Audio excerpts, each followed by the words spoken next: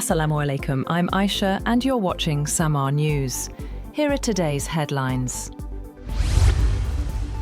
China and Pakistan have reaffirmed their all-weather strategic partnership during the 7th round of the China-Pakistan Foreign Ministers' Strategic Dialogue, pledging deeper cooperation across diplomacy, security, economy and regional stability. Both sides held detailed discussions on strategic and political cooperation, defence and security, economy, trade, investment, and cultural and people-to-people exchanges, while also reviewing regional and global developments of mutual interest. China and Pakistan also agreed to build CPEC 2.0, aligning development plans and focusing on industry, agriculture, and mining. US President Donald Trump says the United States may launch a second military strike on Venezuela following the capture of President Nicolás Maduro, if remaining members of the administration do not cooperate with his efforts to get the country fixed. Trump's comments to reporters aboard Air Force One raised the possibility of further US military interventions in Latin America, and suggested Colombia and Mexico could also face military action if they do not reduce the flow of illicit drugs to the United States. Chinese Foreign Minister Wang Yi has said that Beijing cannot accept any country acting as the world's judge after the United States captured Venezuela's President Nicolás Maduro. Wang told his Pakistani counterpart Ishaq Dar in Beijing that China never believed that any country can act as the world's police, referring to sudden developments in Venezuela without directly mentioning the US. He said the sovereignty and security of all countries should be fully protected under international law. The Cuban government has said that 32 of its citizens have been killed during the US raid on Venezuela to extract President Nicolás Maduro for prosecution in the United States. Havana said there would be 2 days of mourning on January 5th and 6th in honor of those killed, and said funeral arrangements would be announced. The Cuban government statement gave few details, but said all the dead were members of the Cuban armed forces and intelligence agencies. The United States may raise tariffs on India if New Delhi doesn't meet Washington's demand to curb purchases of Russian oil.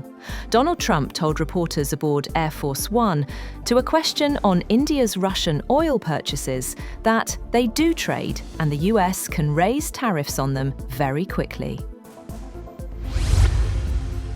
The leaders of Denmark and Greenland have urged US President Donald Trump to stop threatening to take over Greenland after he reiterated his wish to do so in an interview. Danish Prime Minister Mette Frederiksen said in a statement that it makes absolutely no sense to talk about the US needing to take over Greenland.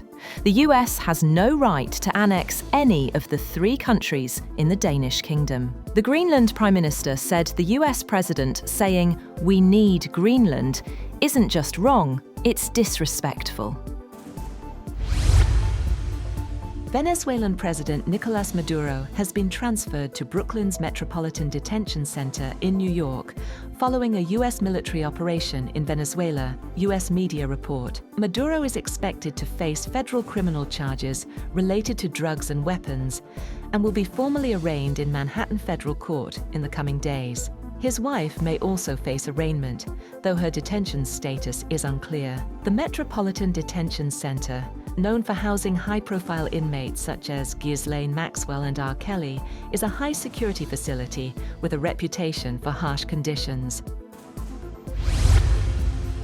At least 40 people, including civilians and military personnel, were killed in recent U.S. strikes on Venezuela, the New York Times reports. The strikes followed a U.S. military operation that captured President Nicolás Maduro. One airstrike hit a 3-story residential building in Katia La Mar, near Caracas's main airport, destroying homes and displacing families. Among the dead was 80-year-old Rosa Gonzalez and members of her family. Survivors described widespread loss and despair. The operation, involving air, land, and sea forces, escalates tensions between Washington and Caracas.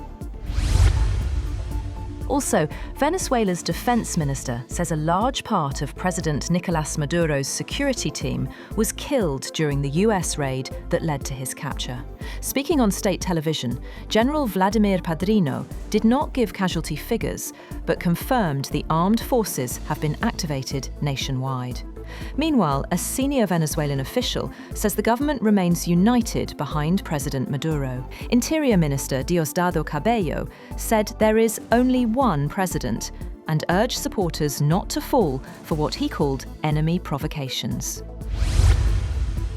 Venezuela's acting president, Delcy Rodríguez, has urged citizens to defend national sovereignty after US forces detained President Maduro. Speaking on state-linked Telesur, Rodríguez condemned the operation as US aggression, saying it caused military and civilian casualties, and demanded Maduro's immediate release. Earlier, Venezuela's Supreme Court had ordered Rodríguez to assume the role of acting president to ensure continuity of government and defend national sovereignty during Maduro's absence.